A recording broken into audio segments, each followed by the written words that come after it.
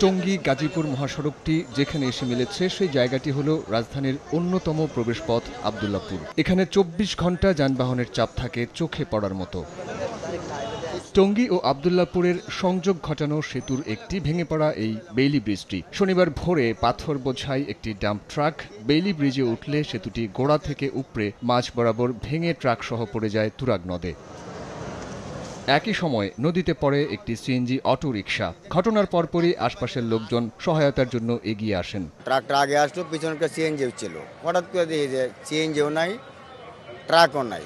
দৌড়ে আইলাম, একটা আওয়াজ হইলো, আয় দেখলাম যে গাড়ি দুটোটা নিচে। পথচারী, যাত্রী ও চালকরা বলছেন পাশে থাকা দুটি সেতুও ঝুঁকিপূর্ণ। ভয়, শঙ্কা ও আতঙ্ক নিয়ে যাতায়াত করতে হয় তাদের। যতবারই যাতায়াত করি ততবারই মনে হয় ব্রিজটা যে কোনো সময় ভেঙে পড়তে পারে। আমরা যাতায়াত করতে এখানে প্রচুর ভয় পাই। এটা নিচে কোনো পিলার টিলার কিছু নাই, চলাচলের সমস্যা হয়।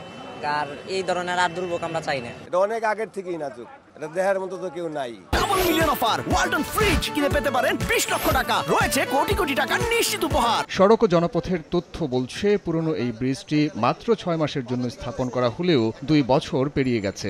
এই ব্রিজটা অস্থায়ী ৬ মাসের জন্য করা হয়েছিল, আজকে ২ বছর হয়ে গেছে। দুই সাইডে সাইনবোর্ড দেওয়া আছে, ১০ টনের উপর গাড়ি চলতে পারবে না। পুরানো বেলি ব্রিজ আনছি, এটার সাথে এখন সবকিছু যদি আমরা ঠিকঠাক পাই তাইলে আমরা হয়তো এটা আবার করবো, নয়তো একটা থাকবে আমাদের। যানজট এড়াতে ও যাতায়াত নির্বিঘ্ন করতে বিকল্প রাস্তা ব্যবহারের পরামর্শ দিয়েছে গাজীপুর ট্রাফিক বিভাগ।